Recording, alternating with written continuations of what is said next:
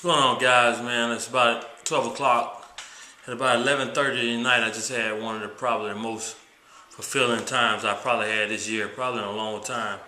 I had to give two kids from the boxing gym a ride home.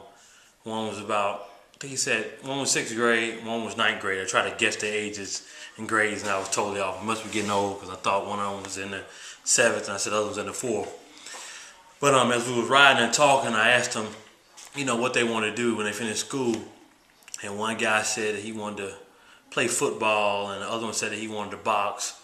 And one of them said he wanted to be an anesthesiologist, and one of them said he wanted to do something in criminal justice and criminal scene investigation and stuff like that.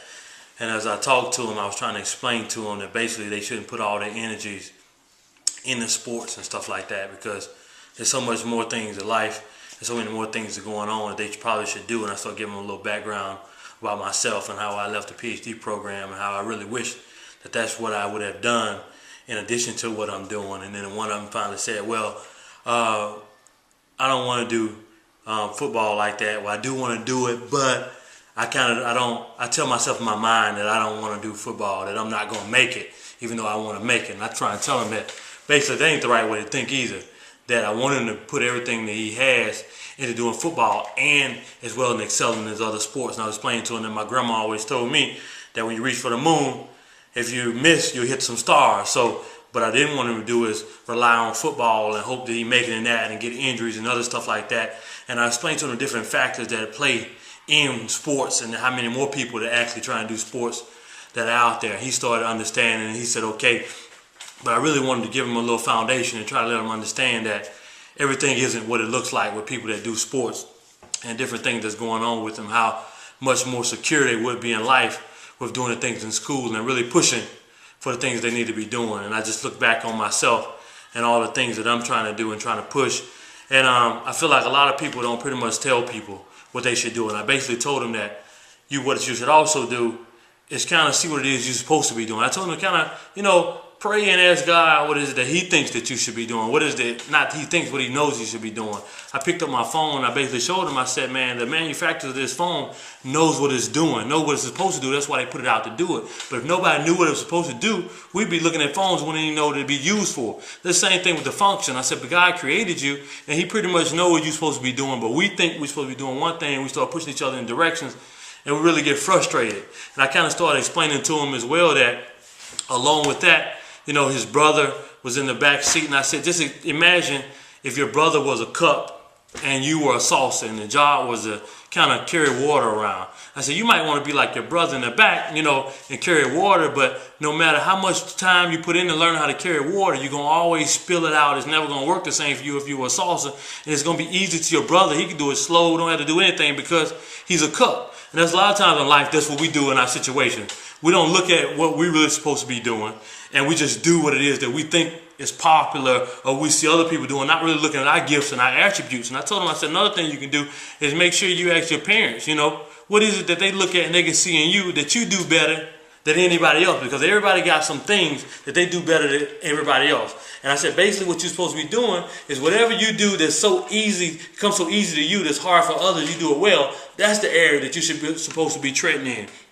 And like I said earlier, a lot of people don't know it and I didn't explain it to them, but you got a lot of people out there trying to play a lot of different sports and doing a lot of different things that are really supposed to be for hobby, and they're not going to make any income off of it. They're not doing anything beneficial with it. And in a couple of years, they're going to look back and say, what the hell did I do with my life? Like I can look at myself now and see, even though I have a college education, but how much farther, how much better I would be if I had stayed in the PhD program and things that I'd be doing. It messes with a lot of stuff and capacity of your life that you don't see, as far as how much, I guess I can say how more comfortable I can be in my life. Because now on my journey, I'm grinding, pushing, have to rent out a little room in a little place. And it messes up a lot of different things that I'm trying to do on different levels, because of the simple fact, even the quality of people that I want to deal with. As far as for me, on a relationship realm, the things I want to deal with as far as accolades, attributes, and the look, and the different things, the mindset, and the different caliber person I want to deal with, I would have to have something substantial, tangible myself. But because I'm putting so much energy in training and focusing, I don't have those things. So they factor they affect a lot of different realms and areas of my life. And like I said, you got a lot of different sports where people really just putting a lot of energy in, stretching out their bodies. Their limbs gonna be broken, limbs gonna be hurting. Like, I'm gonna have a lot of arthritis for stuff, but I'm looking forward to the future and things that I'm gonna be able to make in it. But there are a lot of sports out there where you can see day in and day out that people really, it's just a hobby. After a couple of years, they didn't go to school, they ain't got nothing going on, and they're gonna look back like, damn, I'm in trouble. I don't have nothing to do as far as to go forward in my life. And you look back and then you can blame nobody but yourself, because you hear all these people around saying what you should have did. And that's one of the things that I was trying to explain to them too.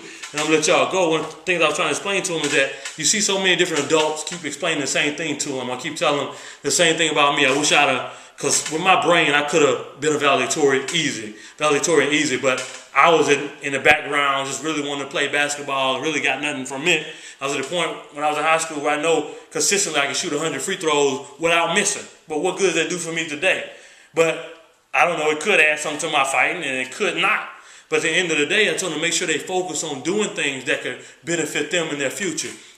So I suggest, anybody, if you got a chance to talk to some kids, like I said, for me, it made me feel good. I ain't telling them a lie, because they just know I just had a fight came on. They know I'm a pro MMA fighter now and stuff, and they see all this illusion and stuff like that. Let them know that there's a lot of stuff behind the scenes that you don't see, and it's very few people that actually make it in what you do. You got a lot of people doing sports, and just show you how rare it is, I want you to look and think of how many people that you know that play professional sports, that you know personally, not that you know somebody that plays professional sports, and then the people that you do know that in some type of professional sport, how much money do they make, or how good is their life going, or how things they got going on, how's it working for them.